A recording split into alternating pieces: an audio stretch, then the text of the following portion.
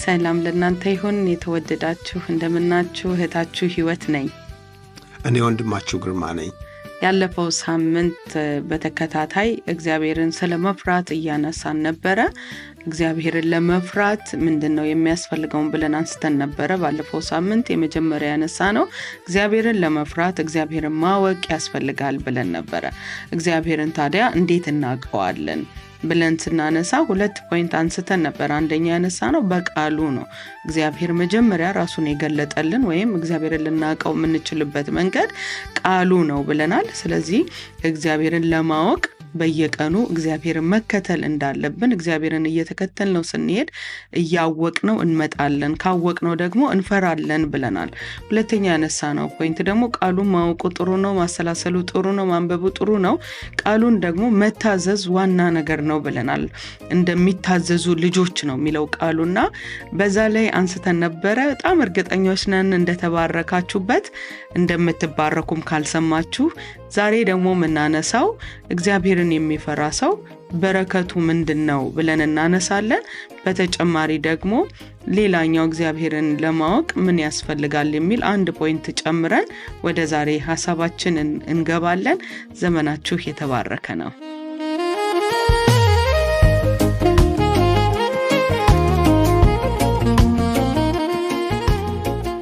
እንዴት ከረምክ? ሳምንትህ እንዴት ነበረ? አሪፍ ነው። መስገን በሳምንቱ ውስጥ ቻሌንጅ የሆነብህ ይሄ ከባድ ሳምንት ነው ወይም ደግሞ ደስ የሚል ሳምንት ነው የምትለው ነገር ነበር? አዎ፣ ሁልጊዜ እግዚአብሔር እርዳታ አለ። ግን ራሱ ላይፍ በራሱ ደግሞ ሁልጊዜ ጠዋት ትንሽ ቻሌንጅ አለ። እግዚአብሔር ደግሞ እየረዳን እዚህ አድርሶናል። አንቺስ እንዴት ነበር? ለእኔ በጣም አሪፍ ሳምንት ነበር። ቢዚ ሳምንት እንደ ሁል ጊዜ እናትነት፣ ሚስትነት፣ አገልጋይነት ተደማምሮ ዞይ ስትጨመር አያት ሆነናል። አዲስ አባል በቤተሰባችን ተጨምሯል። ብዙ ቢዚ የሚያደርጉ ነገሮች አሉ፣ ግን ያለ እግዚአብሔር እርዳታ ምንም ስለማንሆን ዲፔንድ ህይወታችን የሚያደርገው በጸጋው ላይ ነው። ህይወት ከፍታም ነው፣ ህይወት ዝቅታም ነው፣ ቻሌንጅም አለ፣ ደስታም አለ።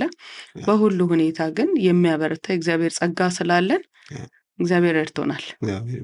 እግዚአብሔር ይመስገን።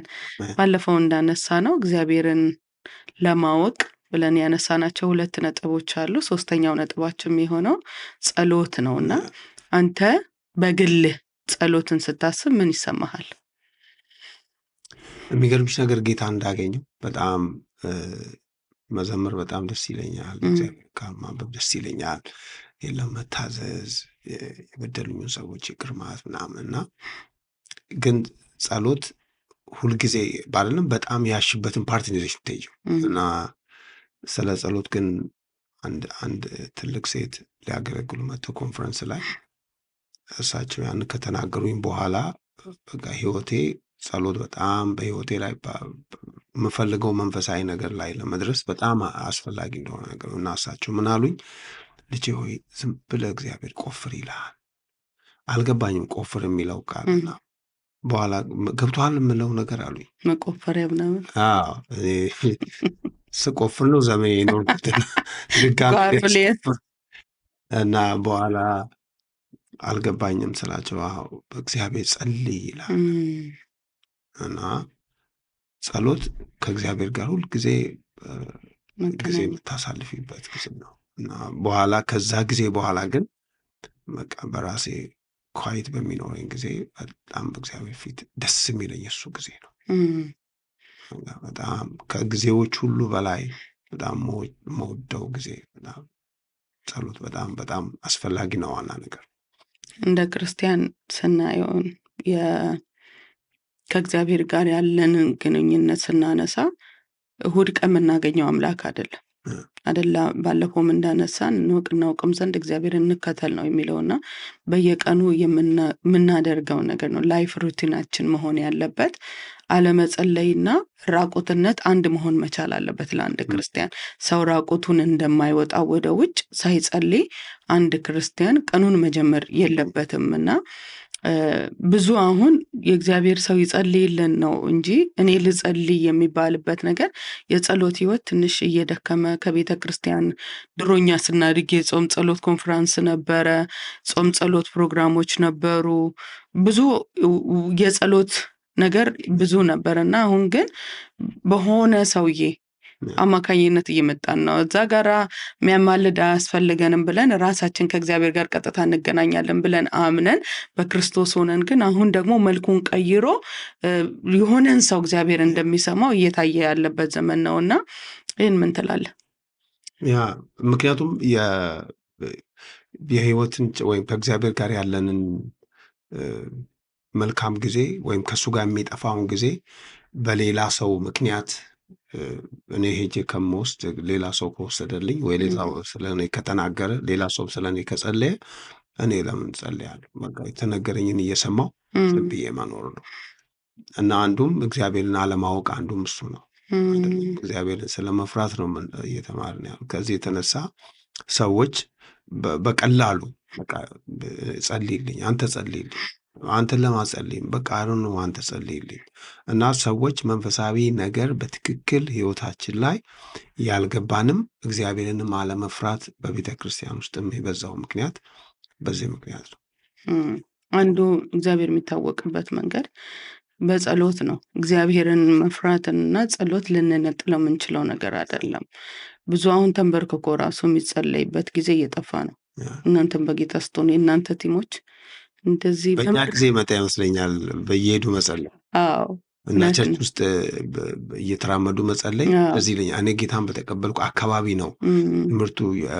ዳዊት የአኪጦፌልን ምክር እየሄደ ጸለየ፣ ባትንበረከኩም እየሄዳችሁ ጸልዩ። በቃ ተመቸን አልኩሽ። የሚንበረከክ ትውልድ ከዛ በኋላ ነው እየጠፋ የመጣው እና መንበርከክ እንዳልሱ እየቀረ ኦልሞስት እየቀረ ነው። መንበርከክ ግን መሸነፍን ነው፣ መገዛትን ነው የሚያመለክተውና ከእግዚአብሔር ጋር ያለን የጸሎት ህይወታችን በዋናነት ልናተኩርበት የሚገባ ነው። ቀኖቹን ዋጁ የሚለን የእግዚአብሔር ቃል አንዱን ቀኑን የምንዋጀው በጸሎት ነው እና የጸሎት ህይወት ሁል ጊዜ ከሰለቸን የእግዚአብሔር ፍቅር በህይወታችን ሕያው ነው ወይ? አንድ ሰው የጸሎት ህይወቱ ከደከመ ከእግዚአብሔር ጋር ያለው የፍቅር ህይወቱ ጤነኛ ነው ወይ ብሎ ጥያቄ ውስጥ መግባት አለበት። ምክንያቱም እኔ እናንተ ፍቅር ስንጀምር ቀኑን ሙሉ ብትውል ይሰለችህ ነበር? ከኔ ጋር አይሰለች። ነው በጣም አጭር ነው ሳናቀው ነው ሰዓቱ የሚሄደው። 3 ሰዓት 4 ሰዓት 5 ሰዓት አብረን ቆይተን ግን አብረን የቆየን አይመስለንም። ያን እንዲሆን ያደረገው ነገር አብረን በመሃላችን ያለ ፍቅር ነውና እኛና እግዚአብሔር መካከልም ፍቅር ካለ ጸሎት ስራ አይሆንብን። እኔ አሁን ሳስበው ለቅዱሳን ጸሎት ስራ ሆኗል። ወደ ጸሎት ቤት ከመሄድ ጸሎት ጊዜ ጋር ከመሄድ አሁን ቤተክርስቲያን ጸሎት ስታውጅ እና የአምልኮ ፕሮግራም ብላ ስታውጅ ወይም ኮንሰርት ብላ ስታውጅ፣ ኮንፈረንስ ብላ ስታውጅ የሚመጣው ህዝብ አንድ አይደለም። ምክንያቱም ጸሎት ምን ሆኗል? ስራ ሆኗል። አሁን ቤተክርስቲያን መጮህ ያለባት የሚመስለኝና ወደ ኦሪጂናላችን ወደ ቀደመው ነገራችን መመለስ ያለብን አንዱ የጸሎት ህይወታችን ነው። የእግዚአብሔር ቃል ግን የሚነግረን ኢየሱስ በምድር ላይ በነበረበት ጊዜ በየሌሊቱ ከአባቱ ጋር ምን ያደርግ ነበር ይላል? ይጸልይ ነበረ። ሌሊት ተራራ ላይ በደብረ ዘይት ተራራ ላይ ይጸልይ ነበረ። ማለዳ ደግሞ መጥቶ በመቅደስ ያስተምር ነበረ፣ በሽተኞችን ይፈውስ ነበረ ይላል። እኛ ፈውሱን እንፈልጋለን፣ ድምቀቱን እንፈልጋለን፣ ግን ከሱ ደግሞ መቀበል አንችልም። ኢየሱስ አምላክ ሆኖ ሳለ ጌታ ሆኖ ሳለ ከአባቱ ጋራ ያን ያህል የጸሎት ህይወት ማሳለፍ ካስፈለገው እኔና አንተማ በቃ እጅግ በጣም ያስፈልገናል። ስለዚህ ለአንድ ክርስቲያን ጸሎት ስራ ሳይሆን እስትንፋስ ነው መሆን ያለበት። ከእግዚአብሔር ጋር ያለን የፍቅር የህይወት ጊዜያችን ነው፣ አብረን የምናሳልፍበት ጊዜና ልንጓጓው ሚስ ልናደርገው በችኮላ በጥድፊያ ወደ ጸሎት ቦታችን መምጣት ያለብን ነገር ነውና ጠላትም ወደኛ ህይወት ውስጥ መጥቶ ሊያፈርስ አይደል? ሁሌ ሊሰርቅ ሊያርድ ሊያጠፋ እንጂ ስለሌላ ስለምንም አይመጣም ነው የሚለውና የመጀመሪያ ነገር ሰይጣን ከህይወታችን መስረቅ የሚፈልገው የጸሎት ህይወታችንን የጸሎት ህይወታችንን የሚወስድበት ምክንያት በጸሎት ነው ኃይለኛው የምናስረው። ስለዚህ ከሱ መበዝበዝ እንዳይኖር የሱን ቤት እንዳንበዘብስ ትውልድ በጨለማ ያለውን ነገር እንዳናስመልጥ የጸሎት ህይወታችን ላይ ነው የሚመታውና ሁል ጊዜ ወደ እግዚአብሔር በመቅረብ ነው ጠላትን ማሸነፍ የምንችል። ያዕቆብ የነገረን ወደ እግዚአብሔር ቅረቡ እርሱም ወደ እናንተ ይቀርባል ካለ በኋላ ነው ዲያብሎስን ተቃውሞ ከእናንተም ይሸሻል የሚለው። ስለዚህ ሰው ወደ እግዚአብሔር ሳይቀርብ ድንገት ተነስቶ ዲያብሎስን ቢቃወም የሚሸሽ ነገር ኢትስ ፕሪንሲፕል። መንፈሳዊ ነገር ሁል ጊዜ የፕሪንሲፕል ነው። ስለዚህ ወደ እግዚአብሔር በመቅረብ ከዛ በኋላ ነው ሰይጣንን መቃወም ያለብንና የጸሎት ህይወት እጅግ አስፈላጊ ነው። ምክንያቱም አሁን ሁል ጊዜ ጸሎትን ስናስብ ልምምድ ነው። ቅድም ባለፈው ሳምንት ስናነሳ እግዚአብሔርን መፍራት አይደለም፣ የእግዚአብሔርን ቃል በማንበብ ከዛ በማሰላሰል ከዛ በመለማመድ አይደለም፣ ያንን በማድረግ ነው መታዘዝን የምንለምደው። ጸሎትም ተመሳሳይ ነው። ልክ ነው። ጸሎትም ልምምድ ነው። ምክንያቱም አንዳንድ ጊዜ ጸሎትን ስንጸልይ ከነፍስ ክፍላችን ብቻ የለም ስሜታችን ብቻ መቶ ይጸልያል። ግን መንፈሳችን ጸሎትን የሚያሰኘው መንፈሳችን ከእግዚአብሔር ጋር ኮኔክት ሲያደርግና ኮምፕሊትሊ ይሄን ዓለም ወይም ችግሮቻችንን በጸሎት በፍጹም ችግር ልናስብ አንችልም። እውነተኛ ጸሎቱ ስንሆን የኔ ችግር የኔ ምናምን ምንለው ነገር ይጠፋብናል። ቢኖርም በምስጋና አስቀድበን እግዚአብሔር ጋር ነው የሚሆነው አለ ነገሩ። ነገር ግን እግዚአብሔር እንደሚሞላው፣ እግዚአብሔር ከኛ ጋር እንደሆነ፣ እግዚአብሔር እንደሚያስተካክለው፣ ጌታ ጸሎታችን እንደሚሰማ በጣም በእግዚአብሔር ፊት የሚሆነው ሰው ከስሜት ክፍሉ ወጥቶ በመንፈሱ ከእግዚአብሔር ጋር ኮኔክት ሲያደርግ፣ ያ ደግሞ በልምምድ የሚመጣ ሰው ተመሪ ተነስቶ መንፈሱን ከእግዚአብሔር ጋር አያደርግም። ስለዚህ መጸለይ አለብን። የስ በስሜት መጸለይ አለብን። ስሜታችን መምጣት አለበት። ለመንበርከክ ፊትን ለመሆን መፍቀድ አለብን።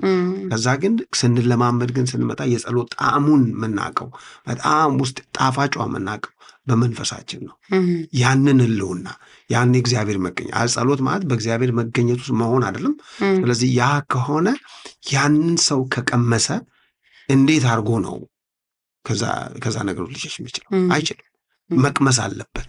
በጸሎት ውስጥ ያለውን አቅም፣ በጸሎት ውስጥ ያለውን ጉልበት ምንም ነገር ቢሆን በህይወታችን ላይ ብዙ ቻሌንጅ ያጋጥመናል። የማይመቹ ደስ ማሰኙ ጊዜያቶች ቤታችን ሊመጡ ይችላል። ያን ሁኔታ ግን ከቀመስን በፍጹም ጸሎት የሚባለውን ነገር ከህይወታችን ላይ ልንከለክለው አንችልም። ልክ ነው።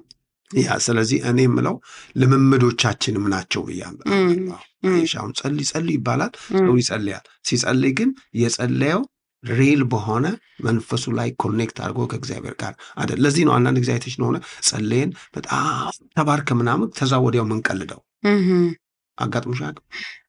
በጣም ምገረም በቃ አምልከን ምናምን እንደዚህ ወዲያው ሰዎች ከዛ ይወጣሉ። የእግዚአብሔር ህልውና እኮ አይለቅም እኮ በቃ እዛ መቀለድ አይደለም ማውራት ራስሽን ነው ኮምፕሊትሊ ከዛ ውስጥ የሚያጠፋሽ። ልክ ነው። እና ልምምዱ ከዚህ የተነሳ ነው ሰዎች እውነተኛ የጸሎት ህይወት ልምምድ ውስጥ እንደሌሉ የምታውቂው ለዚህ ነው። ጌታን ማስጨረስ ከእግዚአብሔር ጋር ጀምሮ ከሱ ጋር መጨረስ የለም። ስለዚህ እግዚአብሔር ደግሞ ያን ሁል ጊዜ ከህይወታችን ላይ እያገኘ ከመጣና እኛ ከሱ እያገኘ እየረሰረስን የምንመጣው በቃ እኔ እግዚአብሔርን በጣም አመሰግነው። ጸሎት በህይወታችን ላይ ይሄንን እግዚአብሔር ጣዕም እንድናቀው ይሄንን ስለሰጠ ሁልጊዜ በጣም ደስ ይለኛል። ህልውናውን ታውቂዋለሽ፣ መገኘቱን ታውቂዋለሽ እና ስትወጪ አትፈሪ። አንዳንድ ጊዜ አንዳንድ ሰዎች የእግዚአብሔር ቃል በህይወታችን ከመጣ ወይም እውቀት ካለን ለለውጥ በቂ ነው ብለው ያስባሉ። ኦፍኮርስ ለህይወት ለውጥ የእግዚአብሔር ቃል ዋና ነው። ከሁለት አፍ ከተሳለ ከሰይፍ ይበልጣል ይላል የእግዚአብሔር ቃል። የእግዚአብሔር ቃል የሰዎችን ቆሻሻ ያነሳል፣ ያጠራል፣ ይቀድሳል። የእግዚአብሔር ቃል ግን ደግሞ አንዳንድ ጊዜ ፎከሳችን እውቀት ላይ ብቻ ከሆነ እውቀት ያስታበያል። ጸሎትንና የእግዚአብሔርን ቃል ሚክስ አድርገን በህይወታችን ካልሄድን እውነተኛ ለውጥ ውስጥ አንመጣም። ትዝ ይላል ኬንያ በነበርንበት ጊዜ ተራራ ላይ ሄደው የሚጸልዩ ልጆች ነበሩ እና የጸሎት ቦታ አለ። እዛ ሄደው ሲመጡ እኛን እዛም ብዙ ማይሄዱትን ሰዎች ተራራ ስር እንዳለ ጠጠር ነው ሆናችሁ የምትታዩን ይላል እና እውነተኛ ጸሎት ከእግዚአብሔር ጋር መገናኘት ነው። ከእግዚአብሔር ጋር የተገናኘ ሰው ደግሞ ሀምብል ነው የሚሆነው፣ ራሱን ነው የሚያየው፣ የእግዚአብሔርን ባህሪ ነው የሚካፈለው እና ያ የእግዚአብሔር ባህሪ ትሁት ነው፣ ዝቅ ያሉትን ከፍ የሚያደርግ ነው እና እየታበይን የምንመጣ ከሆነ ከእግዚአብሔር ጋር ተገናኝተናል እኔ ብዬ አላምንም። የመጀመሪያ የሚያደርገው ነገር ጸሎት ሁኔታችንን ሳይሆን እኛን ነው የሚቀይረው። ብዙ ጊዜ ሁኔታችንን ለመቀየር ነው ወደ እግዚአብሔር የምንመጣው። አሁን በአገልጋዮችም ስለሆነን ሰዎች ችግር ሲመጣባቸው፣ በሽታ ሲመጣባቸው፣ በትዳራቸው ችግር ሲመጣ፣ በልጆቻቸው ችግር ሲመጣ የመጀመሪያ ነገር ወደ ጸሎት ቦታ ነው የሚመጡት። which is right፣ ልክ ነው። የመጀመሪያ ምርጫችን እግዚአብሔር ነው መሆን ያለበት። ሁሌ እንደምለው ጸሎት ኤግዚት በር አይደለም። የሆነ እሳት ሲነሳ ብቻ ምንወጣበት በር ሳይሆን ምንኖርበት ነው። ሁል ጊዜ ልናደርገው የሚገባ ነገር ነው። ያ ካልሆነ ግን የፈለገ የእግዚአብሔርን ቃል ብንሰማ የእግዚአብሔር ባህሪ በእኛ ህይወት ውስጥ አይሆንም። እየታበይን እና ሌላ ልምምዶች ውስጥ እያደረግን ነው የምንሄደው። ጸሎት ግን ልክ በዘይት እንደታሸ ነገር ነው የሚያደርገው በህይወታችን እና የእግዚአብሔርን ሰዎች ሁሉ ስናይ፣ እነ ጳውሎስን ስናይ፣ ሐዋርያው ዮሐንስን አሁን እያስተማርከን አለ አንተም ስናይ በጸሎት ቦታ ነው እግዚአብሔር የተገለጠላቸው። መገለጥን ካገኘ በኋላ ሐዋርያው ጳውሎስ ሲጸልይ ነው ወደሚቀጥል ምዕራፍ የሚላከው። ራሱ ጌታችን ኢየሱስ ክርስቶስ እነ ሙሴ የእግዚአብሔርን ሀልወትን የተገናኘው በጸሎቱ ነው። ከመጀመሪያና አብርሃምን አንስተን እስከ መጨረሻው እስከ ዮሐንስ ራእይ ሐዋርያው ዮሐንስ ድረስ ስንሄድ የጸሎት ህይወት የተቋረጠ ህይወት አይደለም። ስለዚህ ከአንድ ክርስቲያን ውስጥ ሊቀየር ወይም ሊነሳ ችላ ሊባል የማይችል ነገር ቢኖር የጸሎት ህይወት ነው። ኢየሱስም አጠንክሮ ነግሮናል። አለምኑምና አትቀበሉም ነው ያለው። ለመቀበልም ለመለወጥም ነው ዛሬ ጸሎት ዋና ነገር ነው የምንለውና እግዚአብሔርን ወደ ህይወታችን አክሰስ እንዲያገኝ የሚያደርግ ነው። አንድ ጥያቄ ላንሳና ከዛ ወደ ዛሬ ሀሳባችን እንሄዳለን። የሚጸልይ ሰው ጭንቀት ውስጥ ይኖራል ብለህ ታምናለህ? የሚጸልይ ሰው እኔ ጭንቀት ውስጥ ይኖር። ቅድም እንዳልኩሽ ነው ጸሎት ከእግዚአብሔር ጋር ያለ ህብረት ነው አይደለም? መጽሐፍ ቅዱስ እናንተ ሸክም የከበዳችሁ ወደ እኔ ኑ አይደለም? ሸክማችሁን እኔ አራግፋለሁ፣ ከዛ ደግሞ ቀንበሬን ተሸከሙ፣ ቀንበሬ ደግሞ ቀሊል እና ልዝብ ነው። ስለዚህ አንዱ በጸሎት ቦታ ላይ መጸለይሽ የምታውቂው ጭንቀት ካንቺ ሲወሰድ ነው እንጂ መጸለይ ማለት መጨነቅ ማለት አይደለም። መጸለይ ማለት መንገር፣ ለእግዚአብሔር መንገር፣ ሐሳቤን፣ ፈቃዴን፣ ከብዶኛል የምለውን ነገር ሁሉ መስጠት ነው። ጸልዬ የምጨነቅ ከሆነ አልጸለይኩም። አይሽ ለዚህ ነው ቅድም በህይወታችን በጣም ብዙ ነገር አልፏል። በጣም ልንተኛበት የማይገባቸው ብዙ ሌሊቶች፣ የውርደት የሚመስሉ የነበሩ መንገዶች አልፈዋል። ግን የሚገርመው ነገር ያ ግን በእግዚአብሔር ፊት ካመጣናቸው በኋላ በእግዚአብሔር ፊት ከጸለይም በኋላ ግን ታሪክ ሆኖ ነው የሚሆነው።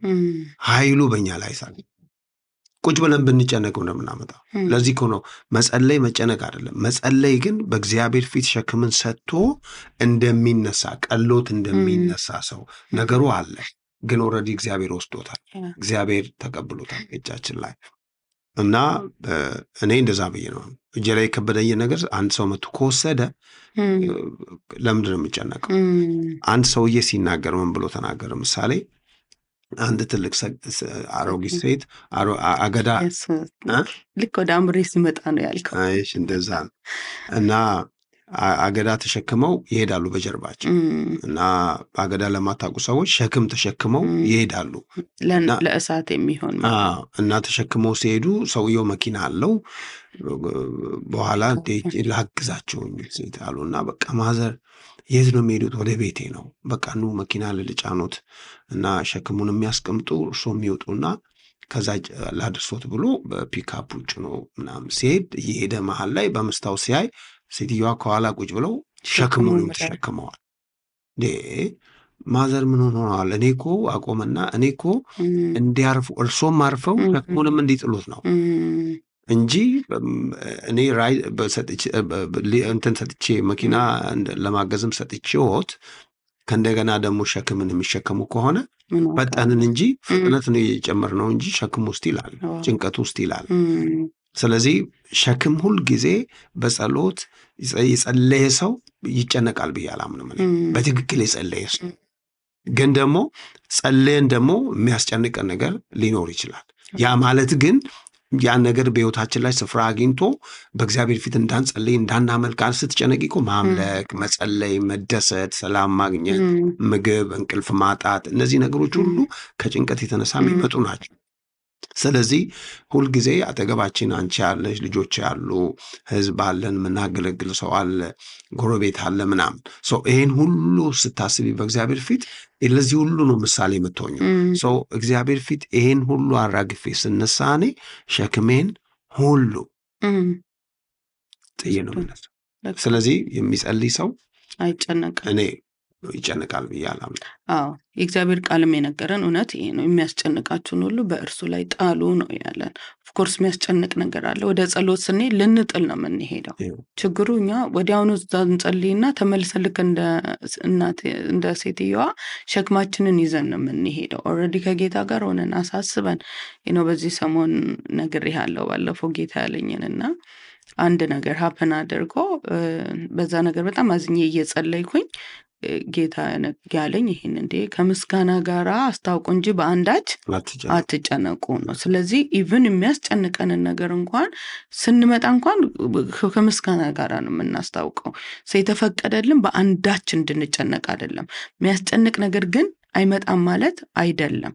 ከጌታ ጋር ስንገናኝ ጌታ እንደወሰደው ካወቅን የጌታን ጊዜ እንጠብቃለን። ትክክለኛውን የጌታን ጊዜ መልሱ መቼ በእኔ ሰዓት አይመጣም። የእግዚአብሔር ሰዓት የራሱ ሰዓት ስለሆነ ያ ጊዜ እስኪደርስ ግን በምስጋና መጠበቅ አለብን። ለዛ ሁል ጊዜ አመስግኑ አይደለ የሚለን የእግዚአብሔር ቃል በአንደኛ ተሰሎንቄ 5 ላይ ሁል ጊዜ በቃ አመስግኑ፣ ሁል ጊዜ ደስ ይበላችሁ፣ ከዛ በኋላ ሳታቋርጡ ምን በሉ ጸልዩ ነው። ስለዚህ ሳናቋርጥ እንጸልያለን፣ ሳናቋርጥ እናመሰግናለን፣ ሳናቋርጥ እንደሰታለን።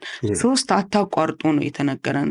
ሁል ጊዜ መደሰትን፣ ሁል ጊዜ ማመስገንን፣ ሁል ጊዜ መጸለይን ነው እግዚአብሔር ያዘዘልንና ከጸለይን ትክክለኛ ከእግዚአብሔር ጋራ የጸሎት ህይወት ካለን ለእግዚአብሔር እናስረክባለን። በአንዳች አትጨነቁ ከሆነ በአንዳች አትጨነቅም። ስለዚህ የሚያስጨንቃችሁን ደግሞ በእርሱ ላይ ጣሉ ነው የተባለው። ስለዚህ ጸሎት ጋር ስንመጣ የሚያስጨንቀንን በጌታ ላይ እየጣልን መንገዳችንን ከጌታ ጋር መቀጠል ነው። እንዴት እንደሚሰራው ላይነግረን ይችላል። እንዴት እንደሚያበጀው ላይነግረን ይችላል። እንዴት አድርጎ መልሳችን እንደሚሰጠን መንገዱን ላናውቅ እንችላለን። አንድ ነገር ግን እርግጠኞች ነን፣ በክርስቶስ ኢየሱስ የምንጸልየው ጸሎት ሁሉ እግዚአብሔር እንደሚሰማው። ስለዚህ በኢየሱስ በኩል ጸሎታችንን እናቀርብና የጌታን ሰላም በየቀኑ እየተለማመድን በጌታ ደስ እየተሰኘን እየቀጠልን መሄድ አለብን። ስለዚህ እውነተኛ የጸሎት ህይወት ያለው ሰው እውነተኛ የጌታን ደስታ ይለማመዳል። ደስታችን ሁኔታው ሳይሆን ደስታችን ራሱ ጌታ ነው። ስለዚህ ፊቱ ጋር ደርሰን እንኳን ፊቱ ጋር አይደለም የሆነ ባለስልጣን ሰው ወይም የሆነ ትልቅ ሰው ጋር ደርሰን ስንመጣ ምን አይነት ደስታ ነው ይዘን የምንመጣው? ኢቭን ኑሯችን እኮ አልቀየረልንም። ሰውየው ጋር በመገኘታችን ብቻ የሆነ የሚሰማን ነገር አለና የመጣነው ሰማይና ምድርን የሰራ እግዚአብሔር ጋራ ነው። እንኳን ለኛ እጅን ትከፍታለህ ህይወት ላለው ሁሉ ከመልካም ነገር ታጠግባለህ ይላልና ህይወት ላለው ሁሉ እጅ ውስጥ መልካም ነገር አለ። ለዛም ትሰጣለህ አይደለም። ህይወት ላለው በጣም ወደኝ ቃል ላለው ሁሉ ከመልካም ነገር ታጠግባለህ ነው የሚለው። የሚጸልይ ሰው ህይወት ውስጥ መልካም ነገር ሁል ጊዜ አለ። አንድ ቃል ማሚ የትዚህ ልጅ ተግቶ ስለመጸለይ ኢየሱስ ሲናገር አንድ ባልቴ እንግዳ የመጣበት ወዳጅ እና እንግዳ መጣበት ሌሊት ላይ በኋላ ጌታ ቤቱ ሄደና አንኳኳ እና እባክህ ወዳጄ መጣብኝ ባልጠበቅኩት ሰዓት፣ ቤቴ ደግሞ ምንም የለም እና እባክህ እንጀራ ስጠኝ። አልችልም አለ። ተኝቻለሁ። ከዚህ በኋላ ተነስቼ እንዴት እንጀራ ጣጥፌ እሰጥሃለሁ? መጽሐፍ ቅዱስ ሲናገር ደግሞ አይሽ አሁን ጸሎት ጭንቀታችን አለ። በቤት ያለ ሰውዬ እንግዳ አለበት። ያ ጭንቀት ይፈልጋል ምግብ፣ ርቦታል፣ ከመንገድ ነው የመጣው። አስፈላጊ ነገር አይሽ ነገሩ አስፈላጊ ከሆነ ከእግዚአብሔር መልስ አለው ማለት ነው። ስለዚህ እኛ አላስፈላጊ ካልሆነ ጭንቀት ነው ራሳችን መከልከል ያለብን እግዚአብሔር። ስለዚህ ይህ ሰው ሄዶ ጨቀጨቀው ነው የሚለው። ከዛ ሰውየው እንደው ስለ ንዝነጻው እሰጠዋለሁ አለ። ነስቶ ሰጠ። ይሁ አለ። አይሽ እግዚአብሔር ለሚወዱት ቀንና ማታ ለሚጸሉ ለምርጦቹ እንዴት እግዚአብሔር አብልጦ አያደርግ።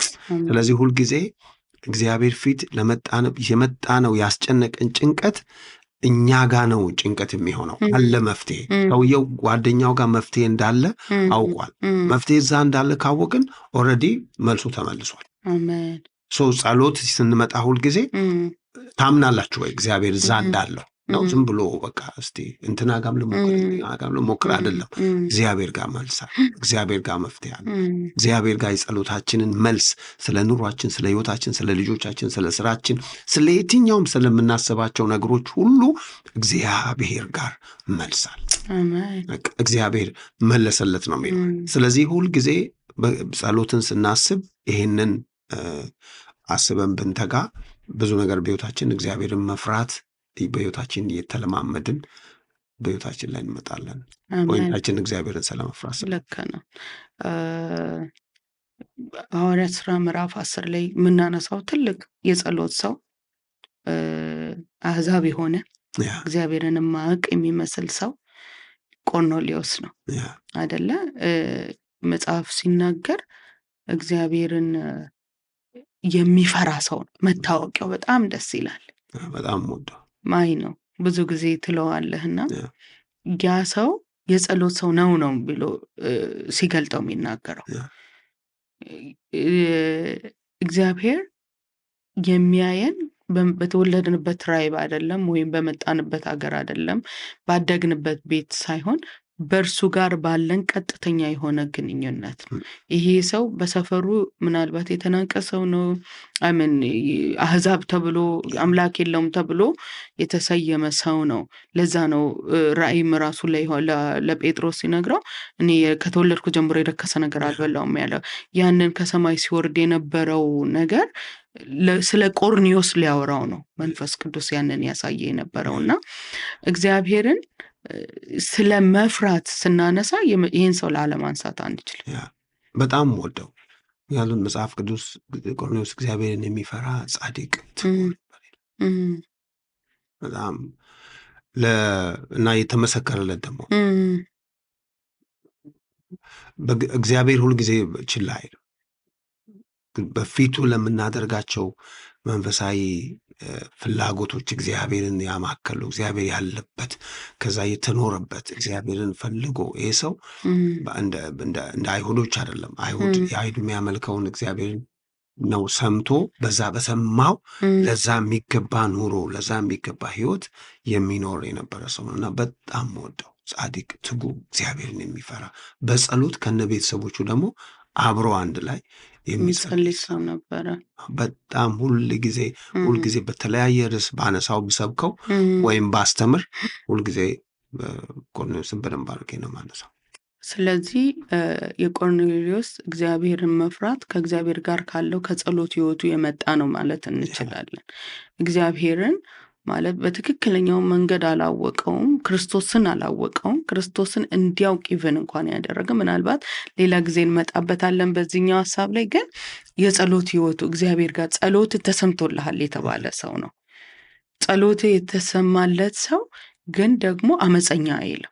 ብዙ ጊዜ ቸርች ውስጥ በጣም የጸልዩ ድምጻቸው ራሱ ኮረነነ ሰዎች የሚያስፈሩ የለም ሲያወሩ እግዚአብሔር በቀጥተኛ ድምጽ ራሱ የሚሰማ ማይመስላቸው ሰዎች አሉ። የጸሎት ሰው ለመባል ድምጸ ጎርናና መሆን አያስፈልገንም። ድምጻችን ኢቭን ኖርማል ሆኖ እግዚአብሔር የጸሎት ሰው መሆን ይቻላል። እና ይሄ ሰውዬ የሆነ ነኝ ብሎ ማስታወቂያ አልሰራም። ኢቭን የጸሎት ሰው ተብሎ የተነገረለት መልአክ ነው ያወራለት፣ እግዚአብሔር ነው ያወራላት። ስለዚህ የጸሎት ሰው ሆኖ አመፀኛ መሆን አይቻልም። የጸሎት ሰው ሆኖ ትሁት አለመሆን አይቻልም። የጸሎት ሰው ሆኖ እግዚአብሔርን አለመፍራት አይቻልም። ምክንያቱም እግዚአብሔርን እያወቅነው ነው የምንመጣው። እየጸለይን መልስ ብቻ ሳይሆን የምናገኘው እኔ እናንተ የተዋወቅንበት ልክ አብረን ያሳለፍንበት ያክል ነው።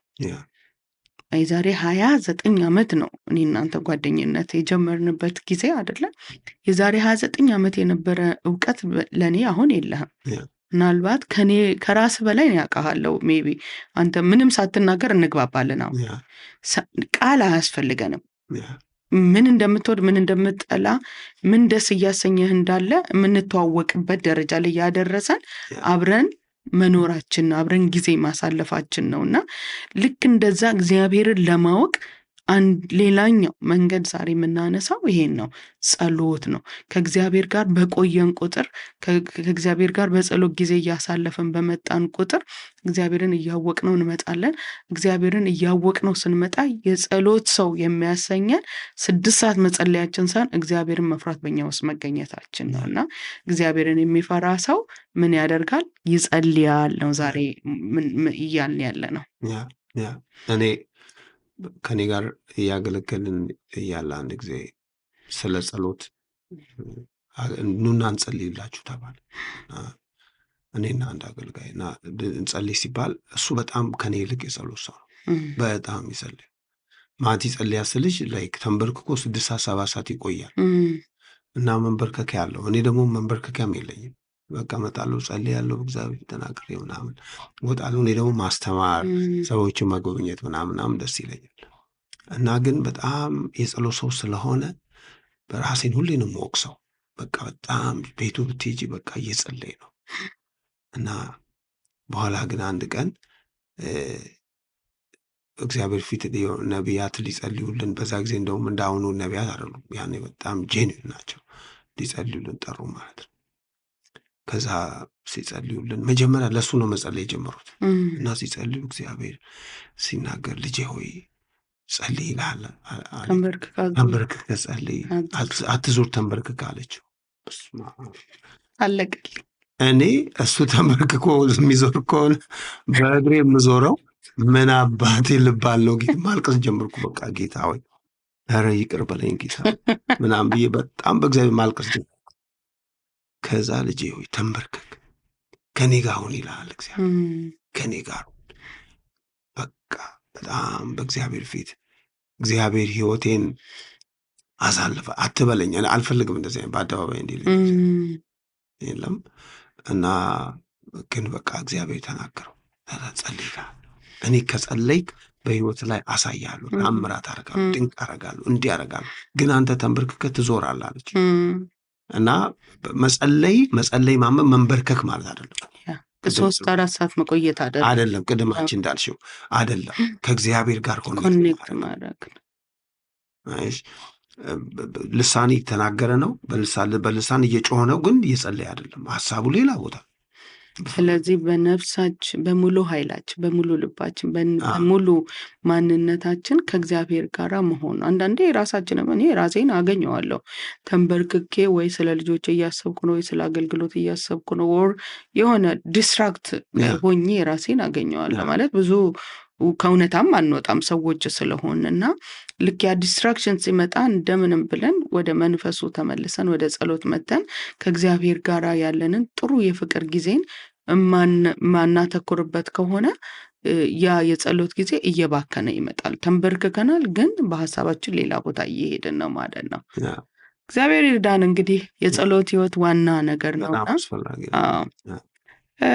እግዚአብሔርን የመፍራት ውጤት አለው ነው። የእግዚአብሔርን ቃል በጣም በሚገርም ሁኔታ እግዚአብሔርን ስለ መፍራት እያሰብኩኝ እየተዘጋጀው መጽሐፍ ቅዱስ ከመጀመሪያ እስከ መጨረሻ እግዚአብሔርን መፍራት ነው። ከዛ ውጭ ለካ ምንም ነገር የለም። በቃ አብርሃም ቤት እግዚአብሔር ራሱ ትውልድ ሰጠዋለሁ ሲል እግዚአብሔርን መፍራት ለትውልዱ እንደሚያስተምር አውቃለሁ ነው ያለው። ገና ምንም ሳይሰጥ እግዚአብሔር ያወራው በአብርሃም ህይወት ውስጥ እኔ የምሰጠው ነገር ለራሱ መኩሪያ አይደለም። እኔ የምሰጠው ነገር ስሙ መጠሪያ ሳይሆን ለትውልዱ የሚያስተላልፈው መሬት አይደለም። እግዚአብሔርን መፍራት ጽድቅን እንደሚያስተምር አውቃለሁ አለና እግዚአብሔር ምን ያክል ከቅዱሳን ህይወት ውስጥ ከኛ ህይወት ውስጥ ራሱ መፍራትን እንደሚፈልግ በጣም እየገረመኝ እያየሁ ነበረ። ዋና ነገር ነው። ፋሽን የሚያልፍበት ነገር አይደለም። ከእግዚአብሔር መፍራት ውጭ ክርስትና የለም ነው መልእክታችን። አሁን እየጮህን የምናወራው ነገር ብንዘምር፣ ብንሰብክ፣ ብንሰጥ፣ ታምራትን ብናደርግ እግዚአብሔርን ከመፍራት ውጭ ከሆነ እግዚአብሔር አይደሰትም። እና በአብርሃም ሕይወት አንዱ ከተደሰተበት አንዱ ነገር እግዚአብሔርን መፍራት ለትውልዱ እንደሚያደርግ ነው። እና ዛሬ የምናነሳው አንዱ ፖይንታችን እግዚአብሔር በሚፈሩት ዙሪያ ጥበቃውን ያደርጋል። ፕሮቴክሽን አለ። ስለዚህ ውጤቱን ነው እግዚአብሔርን መፍራት ምንድን ነው የሚያደርገው? እንደው የተወሰነውን ጨምቀን ለህይወታችን ግብ እንዲሆን እንይዘው ነው። የመጀመሪያው ነገር ጥበቃ ነው። የእግዚአብሔር ጥበቃ።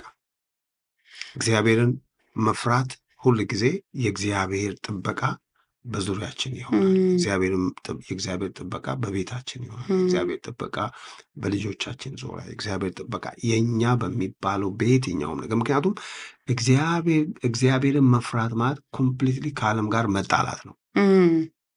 ከዓለም ጋር በእግዚአብሔር ሕልውና ውስጥ መኖር ነው። በእግዚአብሔር ሀሳብ ውስጥ መጠቅለል ነው። ስለዚህ አሁን የእኛ የሚባል ነገር የለም ማለት ነው።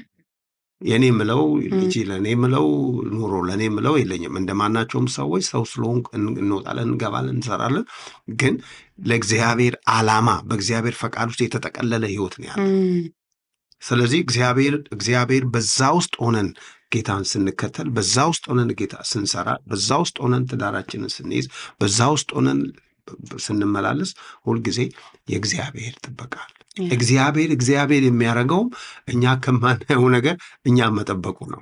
ስለዚህ አንዳንድ ጊዜ ማናልፍባቸው የሚባሉ ነገሮች አንወጣም ያልናቸው ነገሮች ሊወጣ ነው። በዚህ ነው መጽሐፍ ቅዱስ እንደዚህ ዘፍጥረት ምዕራፍ 35 ቁጥር 5 ላይ እንደዚህ ይላል።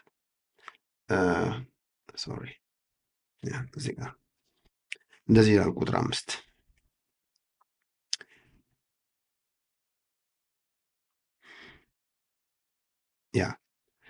ያንንም ቦታ ለቀው ሄዱ።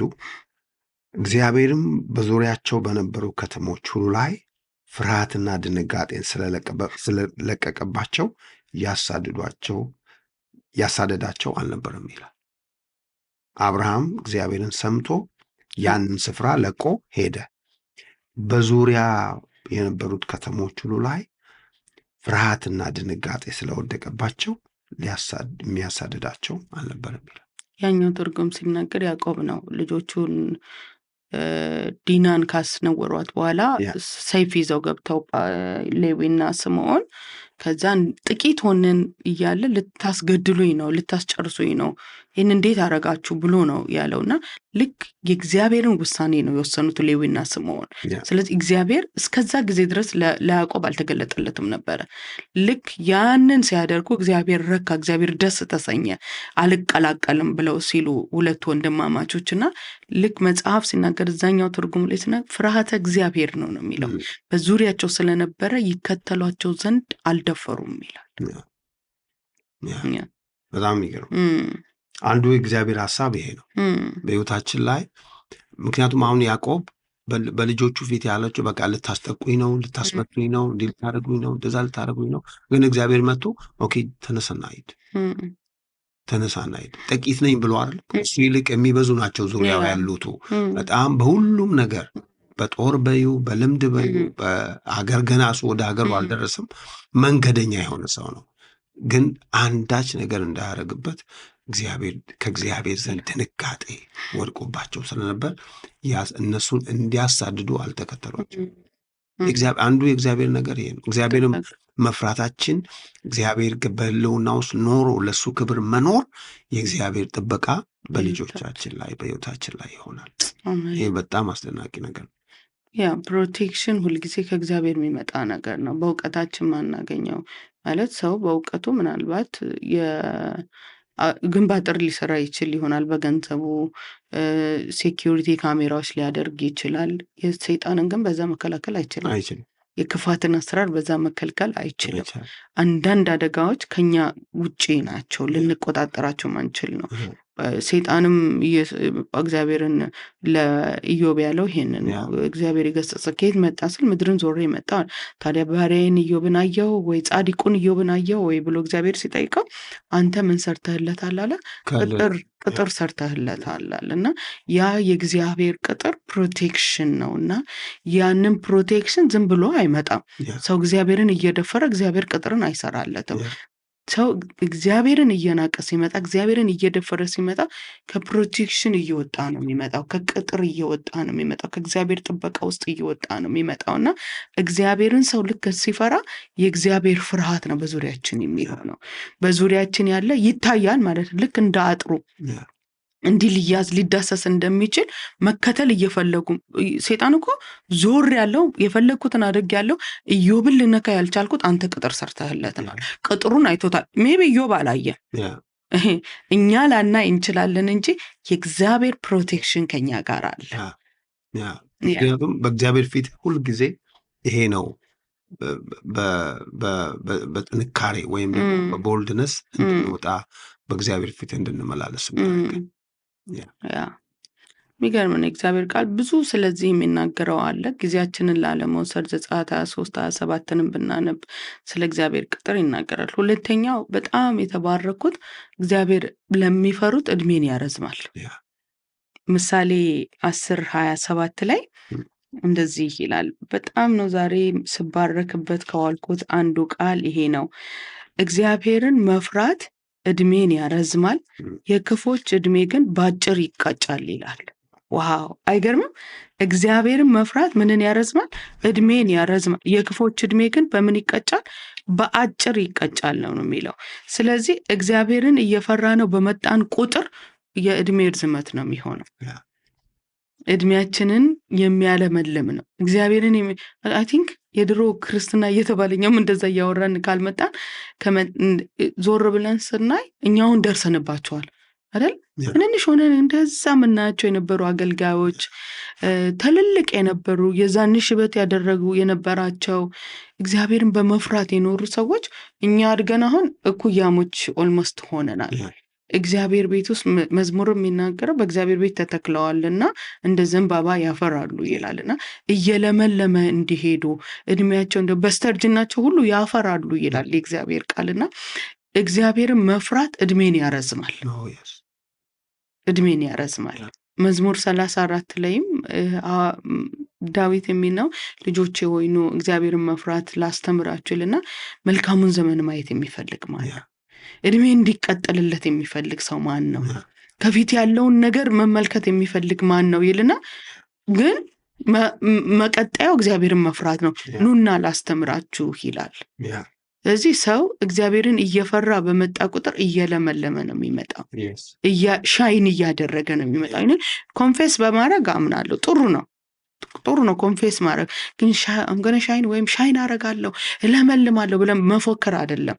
ለመለምለም አለምላሚውን መፍራት፣ እድሜያችን እንዲረዝም በጤንነት እንድንኖር በብዙ መከራ ውስጥ አይደል? አሁን ሐዋርያው ዮሐንስን እያስተማርከን በመከራ ውስጥ፣ በስደት ውስጥ፣ በእስር ቤት አንዴ በእሳት አንዴ በበረዶ እየተከተተ ግን የእግዚአብሔር ልጅን በክብር ያይ ነበርና ይኸው ገና ምንገባበትን ዓለም ሁሉ አሳይቶናልና አባቶቻችን እየለመለሙ በስተርጅናቸው እንኳን ፍሬያማ እየሆኑ እየበራላቸው የመጣው እሱን በመፍራት ነው ማለት አሁን አንዳንድ ጊዜ በአንዳንድ ነገሮች ላይ ምንም አይነት ጨምረሽ ልታብራሪው የምትችው አይደለም። ቅድም አሁን ያነበብሽው መዝሙር 34 ላይ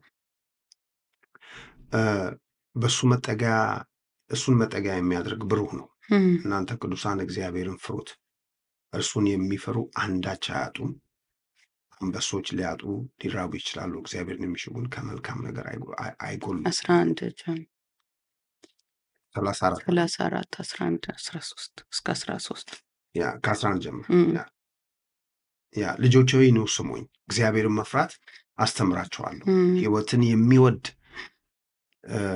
በጎን ያይ ዘንድ በጎን ያይ ዘንድ እድሜ የሚመኝ ማን ነው? አንደበቱን ከክፉ ይከልክል፣ ከንፈሩንም ከሽንገላ ይጠብቅ። ከክፋት ሂድ፣ መልካምንም አድርግ እና ሁልጊዜ እግዚአብሔር አየሽ፣ አሁን ክፋት እድሜ ያሳጥራል ማለት ነው። ተንኮል እድሜ ያሳጥራል ማለት ነው። ምቀኝነት እድሜ ያሳጥራል ማለት ነው።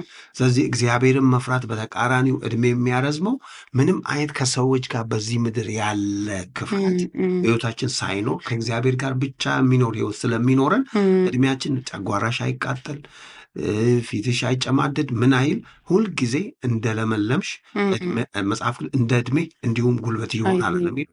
ስለዚህ ኃይልና ጉልበት የምናገኘው በእግዚአብሔር ፊት ነው። ስለዚህ እድሜ እንዲረዝም እኛም ብቻ አይደለም ለልጆቻችን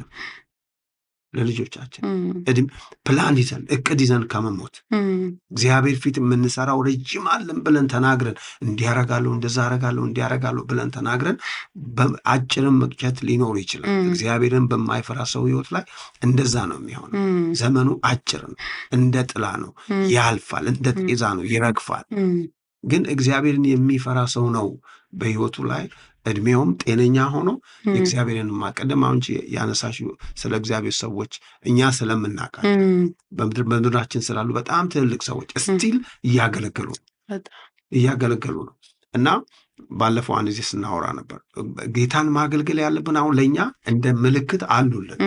እግዚአብሔርን እየፈሩ አሁንም ቢሆን እያገለገሉ በሙላት በኢትዮጵያ ክፍለ ሀገራት በጠቅላላ እየዞሩ ቤተክርስቲያን ፕላንት እያደረጉ ትውልዱን እያስተማሩ በእግዚአብሔር እየተጉ አሉ። ድምፃቸውን አንሰማም እንደ ሌሎቹ፣ ግን ህይወታቸው ለእኛ ምስክር ነው። ስለዚህ የምናያቸው አሉ። እግዚአብሔር እድሜያቸውን ያረዘመ እድሜያቸው አሁን 80 አልፏል፣ 70 90 አልፏል። ግን በጣም በሙላት አሁንም ጌታን እያገለገሉ በዚህ ሁሉ ዘመን እንዴት ሰው ሊቀጥል ይችላል? በዚህ ሁሉ ዘመን እንዴት ሰው በእግዚአብሔር ፊት እሱ እድሜው ሳይታመሙ ሳይቸገሩ አይደለም። በህይወታቸው ብዙ ነገር አልፏል። ነገር ግን እግዚአብሔር እድሜን እየጨመረ ሞገስን እየጨመረ ክብርን እየጨመረ ልክ እንደ እግዚአብሔር ቃል ይህንን በእግዚአብሔር ቃል ላይም አሁን በምናያቸው ሰዎች ምሳሌ 14 ላይ ቁጥር 26 እና 7 እንዲህ ይላል፣ እግዚአብሔርን የሚፈራ ጽኑ አምባ አለው፣ ልጆቹም መጠጊያ ይኖራቸዋል ይልና እግዚአብሔርን መፍራት የህይወት ምንጭ ነው፣ ሰውን ከሞት ወጥመድ ያድነዋል ይላል። አይገርምም? ለካ የህይወት ምንጭ ጥሩ ሄልዝ ኬር ሲስተም ያለበት አይደለም። ወይም ደግሞ ምንበላቸው ጥሩ ይሄን ቫራይቲ የሆኑ ነገር ጥሩ ነው። ቫይታሚን መውሰድ፣ ሕክምናን ቼክ መደራረግ፣ ስፖርትም ሁሉ ነገር ጥሩ ነው። እነዚህ ነገር የህይወት ምንጭ ግን እግዚአብሔር ነው። እግዚአብሔርን መፍራት የህይወት ምንጭ ነው፣ ሰውንም ከሞት ወጥመድ ያድነዋል ይላል። አይገርምም? የሞት ወጥመድ አለ በዙሪያችን ሁል ጊዜ። ከዛ ወጥመድ ደግሞ ክፋቱ አይታወቅም ወይ ተሸፈነ ነው። በምንወደው ነገር አይደል? አይጣውን ልትያ ስትል የምትወደው ነገር ተሰጥቷት ነው። እንስሳ ሊያጠምዱ ሲሉ በሳሩ ውስጥ ነው፣ የተሸፈነ ነው፣ አይታይም። ወጥመድ ሰው የሚያየው ነገር አይደለም። እግዚአብሔርን መፍራት ግን ከሞት ወጥመድ ያድናል። ስለዚህ እግዚአብሔርን መፍራት የህይወት ምንጭ ነው። ስለዚህ ሃይማኖታዊ ነገር አይደለም። እግዚአብሔርን መፍራት የሆነ ቸርች እየተጫወትን አይደለም። የሃይማኖት ልብስ መልበስ አይደለም። እግዚአብሔርን መፍራት የህይወት ምንጭ ነው፣ ሰውንም ከሞት ወጥመድ ያድነዋል ይላልና ሞትን አንፈራም። በክርስቶስ እኛ ከሞት ፍርሃት ነፃ ወጥተናል።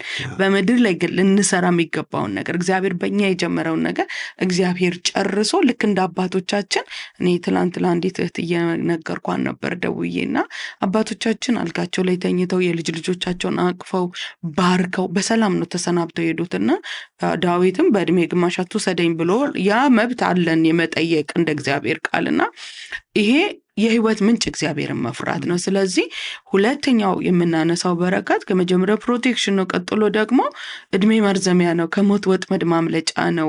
ብዙ ጥቅሶችን ማንሳት እንችላለን፣ ግን ካለን ሰዓት አንጻር የምናነሳው ይሄንን ነው ፖይንታችን እና ምሳሌ 19:23 ላይ እንደዚህ ይናገራል። በጣም የሚባርኩ የእግዚአብሔር ቃሎች አሉና ለካ መጽሐፍ ቅዱስ የተጠቀጠቀው እግዚአብሔርን በመፍራት ውስጥ ነውና እግዚአብሔርን ወደ መፍራት ስንመለስ ወደ ህይወት ነው የምንመለሰው።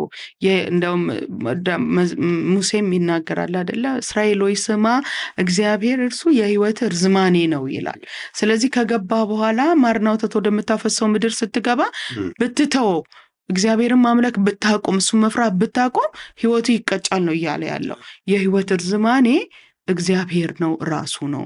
ስለዚህ እግዚአብሔርን መፍራት ህይወት ነው፣ ህይወት ነው። እግዚአብሔር ይመስገን። እሺ፣ ሶስተኛው ሐሳብ እግዚአብሔር ራሱ ኃይል ይሆናል እግዚአብሔርን ለሚፈሩ ሰዎች። መዝሙር 25 ቁጥር 14 መዝሙር 25 ቁጥር 14 መዝሙር 25 ቁጥር 14 እግዚአብሔር ታማኝ ነው በጣም። በቅዱሳን ሁልጊዜ እግዚአብሔርን 24 15 24 አይደል 25 14 በጌታ በኢየሱስ ስም አነባለሁ። እግዚአብሔር ምስጢሩን ለሚፈሩት ከወዳጆቹ አይሰውርም፣ ኪዳኑንም ይገልጥላቸዋል ይላል። እግዚአብሔር ምስጢሩን ከሚፈሩት ከወዳጆቹ አይሰውርም፣ ኪዳኑን ደግሞ ይገልጥላቸዋል። ዓይኖቼ ሁልጊዜ ወደ እግዚአብሔር ናቸው። የእግዚአብሔር ምስጢር በበራልን ቁጥር የእግዚአብሔር ኃይል በህይወታችን ውስጥ እየበራ ነው የሚመጣው። የእግዚአብሔርን ነገር ችላ ባልን ቁጥር እግዚአብሔር ኃይል አይሆንም። እግዚአብሔር ለሚፈሩት ኃይላቸው ነው ይላል የእግዚአብሔር ቃል መዝሙር ላይ። ስለዚህ እግዚአብሔር ለሚፈሩት ኃይልን ይሰጣል እንጂ ራሱ ኃይል ነው እግዚአብሔር። እግዚአብሔርን ኃይል እንዲሆነን የእግዚአብሔርን ስርዓት እየጠበቅን እግዚአብሔርን እየተከተል ነው በሄድን ቁጥር እግዚአብሔር በህይወታችን ውስጥ የሚያደርገው ትልቁ ነገር ራሱ ኃይላችን ይሆናል። ስለዚህ የእግዚአብሔር ኪዳኑን እየገለጠልን በሄድን ቁጥር በኪዳኑ መንገድ እንሄዳለን።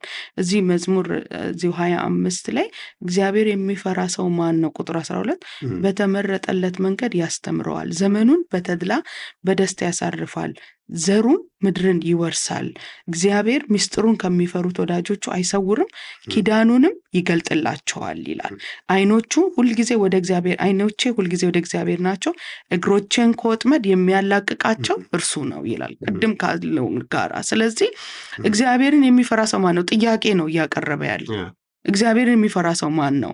ይሄ የሚፈራ ሰው ካለ በመረጠው መንገድ ምን ያደርገዋል? ለዛ መንገድ እግዚአብሔር እንጀራና ውሃ አይሰጠንም፣ ራሱ ኃይል ይሆናል። እግዚአብሔር ለሚፈሩት ኃይላቸው ነው ይላል። ስለዚህ እግዚአብሔር በህይወታችን እየመራን እንድንሄድ የእግዚአብሔር ኃይል በህይወታችን እንዲገለጥ እግዚአብሔርን መፍራት በህይወታችን ዋና ነገር ነው። ዋና ልንረሳው ችላ ልንለው የማይገባ ነገር ነው። ሌላኛው አራተኛ እግዚአብሔርን መፍራት በህይወታችን ውስጥ ምን ያመጣል ብንል የእግዚአብሔር መልአክ ይሰፍራል። መዝሙር 34 ቁጥር 7 ላይ እግዚአብሔርን በሚፈሩት ዙሪያ የእግዚአብሔር መልአክ ይሰፍራል ይላል። አሁን አይናችን መልአክ አይታየም፣ ያው መንፈስ ስለሆነ። በዙሪያችን አይናችን ቢገለጥ ግን የእግዚአብሔር መልአክ ኦልሬዲ ይሰፍሮናል። ስለዚህ እነኚህ የእግዚአብሔር መልአክ ተላኪዎች ናቸው። ከኛ መልእክት መውሰድ አይችሉም፣ ከእግዚአብሔር ነው መልእክት የሚያመጡት። እና የእግዚአብሔር መልአክ እንዲጠብቀኝ ብለን መጸለይ አንችልም። እኛ እግዚአብሔር ራሱ ነው የሚልካቸው። ስለዚህ እግዚአብሔርን እየፈራን ስንመጣ አንዱ ይሄ ነው፣ የእግዚአብሔር መልአክ ይሰፍራል ነው የሚለው።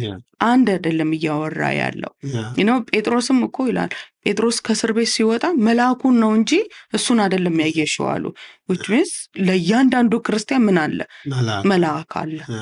መልአክ አለ። ይሄኛው መዝሙር ግን የሚናገረው የሚሰፍር መከራ አይደለም። እግዚአብሔርን በሚፈራ ሰው ዙሪያ የሚሰፍር ጭንቀት አይደለም። እግዚአብሔርን በሚፈራ ሰው የሚሰፍር ይሄ መርገም አይደለም። እግዚአብሔርን በሚፈራ ሰው ዙሪያ የሚሰፍር የእግዚአብሔር መልአክ ነው ይላልና ደስ አይልም? እግዚአብሔር አይናችንን አሁን ግልጥ ቢያደርገው ምናምን ስማቸው ማናቃቸው በጣም ብዙዎች ናቸው። ጥቂት መልአክ ነው የምናውቀው፣ የሰፈሩ መልአኮች አሉ። ስለዚህ እግዚአብሔርን መፍራት ከምድር ሲስተም የሚያወጣ ነው። ከዚህ አይነት አካባቢ ከምድራዊ የግርግር ያወጣና በእግዚአብሔር በራሱ ዓለም ውስጥ እንድንኖር የሚያደርገን ነገር ነው። አንድ ጊዜ ትዝ ይልሽ እንደሆነ የኬንያ መሬት መንቀጥቀጥ ነበር እና እኛ የምንኖረው ደግሞ 7ኛ ፎቅ ነበር እና በጣም ፎቁ ትልቅ ስለነበር ተኝተን ሶፋው፣ ቲቪው 5ኛ ነው 5ኛ ነው እና ቲቪው በጣም ይንቀሳቀስ ነበርና እኔ አንቺ የምታንቀሳቀሽ መስሎኝ አንቺ ነሽ እንዴ ልሻለሁ። አንቺ ደግሞ እኔን በኋላ ስንጧ ሰው እየጮኸ አየን ቆየን ውጪ ምናምን። በኋላ ሰው ሁሉ አልገባም አለ። አንዳንዶቹ ፍራሻቸውን ይዘው ከፎቁ ርቀው ምናምን ድጋሜ ቢመጣ ብለው። ግን በኋላ እኛ ምንድን ያደረግነው ቅዱሳንን ሰበሰብን። እዚህ ልሽ ነው ብዙ ነበርን እና ብዙ ነበርን ሰበሰብሻቸውና እንጸልይ። መጽሐፍ ቅዱስ እኮ እግዚአብሔርን በሚፈሩ ዙሪያ መላእክት ይሰፍራሉ ተብሎ ጽፏል። እኛን የሚጠብቅ አይተኛም አንቀላፋም። በኋላ ተያይዘን ጸለይን። ሁሉ እየሰማን ተኛን። በታች የነበሩ ጌታን ማያውቁ ሰዎች በጣም ብዙ አሉ። በቃ እነዚህማ እብድ ናቸው ብለው እኛ ጸለይን፣ ተኛን። ይሄ ነው አሁን እግዚአብሔር ሁል ጊዜ በፊቱ ልንለውጣቸው ልንቀይራቸው የማንችላቸው የእግዚአብሔርን ጥበቃ የእግዚአብሔርን መኖር እኛ የግድ እንዲህ ነክተን እንደ እንትን ነክተን የማናቃቸው እግዚአብሔርን በመፍራታችን ብቻ ግን እግዚአብሔር እኛን የሚጠብቅበት መላእክት ዙሪያችን ለልጆቻችን፣ ለስራችን፣ ለእኛ ለሆነን ለምንላቸው ለየትኛውም ነገሮች እግዚአብሔር እየከለለ የሚያኖረን በጣም ብዙ ጊዜ አለ። በጣም ብዙ ጊዜ አለ እና በጣም እሱ ትዝ አለኝ እና ከዛ በኋላ ያን ፎቅ እስከ ዛሬ አለ። እኛ በዛ ሌሊት ትዝ ይለኛል ሌላ ቦታ ላይ ትልልቅ ፎቆች ወድቀው ነበር። እግዚአብሔርን በሚፈሩ ዙሪያ ይሄ ይሰፍራል ካለን ቃሉ የታመነ ነው። ቃሉን አምነን ነው የዳን ነው። ስለዚህ አሁንም ቃሉን አምነን እንቀጥላለን። ሌላው እግዚአብሔርን በሚፈሩ ዙሪያ የሚሆን ነው ወይም እግዚአብሔርን በሚፈራ ሰው ሕይወት ውስጥ ራሱ እግዚአብሔር ደስተኛ ይሆናል። በጣም በሚገርመው መዝሙር 147 ላይ እግዚአብሔር በሚፈሩት በምሕረቱን በሚታመኑት ይደሰታል ይላል። አይገርምም? ለካ ስትፈራው እግዚአብሔር ከፍቅር ስለሆነ ከአክብሮት ስለሆነ እግዚአብሔር ራሱ ይደሰታል። እግዚአብሔር በእኛ ከመደሰት ውጪ ምን ደስ የሚያሰኝ ነገር አይደለም። ይሄ ሰማይና ምድር የፈጠረ እግዚአብሔር ልጁን የላከልን ፍቅሩን ሊገለጥ በሰው ቃል ሊገለጥ በማይችል ሁኔታ የገለጠልን እግዚአብሔር በእኛ ተደስቶ አይደለም። የሆነ የምንወደው ሰው እንኳን ደስ ሲለ እንዴት ነው ደስ የሚለን? ስለዚህ እንደ ክርስቲያን የኔ ጎል የሚመስለኝ ትልቁ ነገር አቺቭ በምድር ላይ አረግን ካለ የምናደርገው ነገር እግዚአብሔር በእኛ መደሰት ነው። ብንሰብክ፣ ብንዘምር ምንም ነገር በሕይወታችን ብናደርግ ለእግዚአብሔር ደስታ ነው። እግዚአብሔር ካልተደሰተ ለእግዚአብሔር ክብር ካልሆነ መዘመራችን ምንድን ነው ጥቅሙ? እግዚአብሔር ማይደሰት ከሆነ መስጠታችን ምንድን ነው ጥቅሙ? በቸርች መገኘታችን ምንድን ነው ጥቅሙ? እና ይሄ ቃል ሳነበው በቃ ልቤን በጣም ነካው። ለካ መጽሐፍ ሲናገር መዝሙር ላይም እንደዛ ይላል አይደለ? የእግዚአብሔር ዓይኖች በምድር ዙሪያ ሁሉ ናቸው፣ ማን ይፈራው እንደሆነ ያይ ዘንድ ይላል። እና የእግዚአብሔር ዓይኖች እንዲህ ሲመላለሱ ማን እንደሚጸልይ ለማየት አይደለም፣ ማን ጥሩ እንደሚዘምር አይደለም፣ ማን ይፈራኛል ብሎ እግዚአብሔር ለማየት ዓይኖቹ በምድር ሁሉ ላይ ናቸው ይላል። እና ያ የሚያየው እግዚአብሔር አንድ የሚፈራውን ሰው ሲያገኝ በቃ ደስ ይሰታል። አይገርምም? ስለዚህ እግዚአብሔርን ከማስደሰት የሚበልጥ ነገር ምንም ነገር የለም። የድል ሁሉ ድል፣ የስኬት ሁሉ ድል ይሄ ነው። እግዚአብሔር ሰማይ ከፍቶ ስለ ኢየሱስ እኮ የተናገረው በእርሱ ደስ የሚለኝ የምወደው ልጄ እርሱ ነው፣ እርሱን ስሙት ነው ያለው አይደል? ሁለቴም እግዚአብሔር ሰማይ ከከፈተ የከፈተው በልጁ መደሰቱ ሊናገር ነው። እና በእኛም ሕይወት ውስጥ እግዚአብሔር ከተደሰተልን ከዚህ የሚበልጥ ደስታ ምንም ነገር የለንም። እግዚአብሔር እንግዲህ ሁልጊዜ በምድር ስንኖር ጌታን ከማስደሰት በኑሯችን በሕይወታችን እሱን ደስ ከማሰኘት በላይ ምንም ስኬት የለንም። እሱ መደሰቱን እግዚአብሔር መደሰቱን በምንድን ነው የምናውቀው? እግዚአብሔርን በመፍራታችን።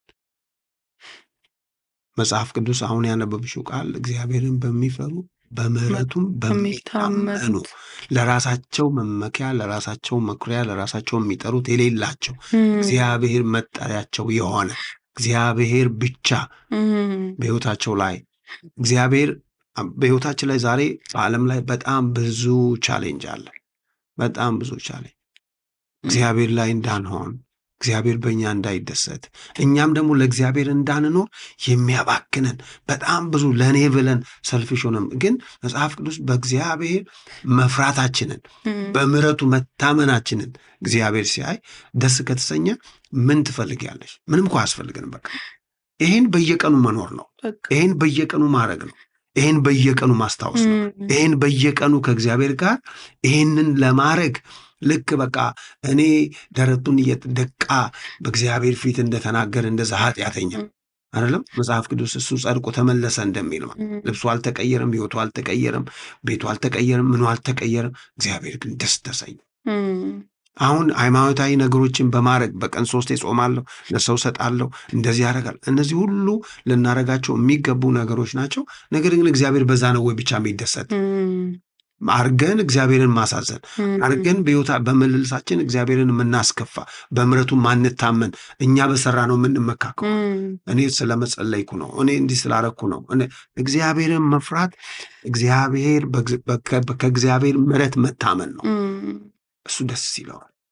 አሁን በጣም የሚያስፈራ ዘመን ላይ ነው ያለ ነው። እያንዳንዱን ነገራችንን እንኳን የምንመዝነው በእግዚአብሔር አይን ሳይሆን እኛ በምንደሰትበት ነገር ላይ ነው። እኛ አላደል ስኬት ብለን በቃ በእንደዛ ነው እና ጉዳዩ ከእግዚአብሔርና ከኛ ጋር መሆኑ ቀርቶ ምድራዊ ነገር ውስጥ ሆኗል። የግል ፍላጎታችን ያየለበት ዘመን ነው። የራስ ኢንተረስታችንን ለማስፈጸም የምንሮጥበት ዘመን ነው እና በመጨረሻ አላወቅኳችሁም እንዳንባል በጣም መጠንቀቅ ያለብን ጊዜ ነው። እግዚአብሔር አገልግሎታችንን ከመዘን ለእግዚአብሔር ደስታ ነው ወይ? መዘመሬ ለእግዚአብሔር ደስታ ነው? መስበኬ ለእግዚአብሔር ደስታ ነው? ቤቴ፣ ትዳሬ ለእግዚአብሔር ደስታ ነው ወይ? ቀጥሎ ነው ለእኛ ደስታ መሆን መቻል ያለበት። እግዚአብሔርን ማስቀደም ያለብን ነው እና እግዚአብሔር እንደዚህ እያስደሰት ነው እንድንኖር ጌታ ይርዳል። በጣም ሌላ አሁን ቀድመህ አንተ አነበብክብኝ እንጂ መዝሙር 34 ቁጥር 9 ላይ እግዚአብሔርን የሚፈራ ሰው አንዳች አያጣም። እግዚአብሔር ራሱ ፕሮቫይደር ይሆናል። ቀድመ ብታነብ ደግመው ጥሩ ነው። 7 ላይ ከ9 ላይ አንበሳ ሊያጣ ሊራብ ሊቸገር ይችላልና እግዚአብሔርን የሚፈሩ ግን ከመልካም ነገር ሁሉ አይጎድሉም ነው የሚለው አይደለም። ስለዚህ እግዚአብሔርን አንበሳ ማለት አንበሳ ነው። የጫካ ንጉስ የተባለ ጎምለል ሲል ግሬስ ያለው ሞገስ ያለው ሁሉ እንስሳ ቀጭኔ እዛ ጋ ያለችው ቀጭኔ እንኳን ምትሮጠው በቁመት እኮ ምትበልጠው ናት። ያ ሁሉ በምድር ያለ እንስሳ ሁሉ የሚሸሸው ሰው እንስሳ ሊያጣ ሊራብ ይችላል ነው የሚለው መጽሐፍ ቅዱስ። እግዚአብሔርን የሚፈሩ ሃሌሉያ ዳቸው ከመልካም ነገር ነው የሚለው። ለዛም ከሚፈልጉት አይደለም። እግዚአብሔር መልካም ነው ካለው አንዳች አያጡም ነው የሚለው።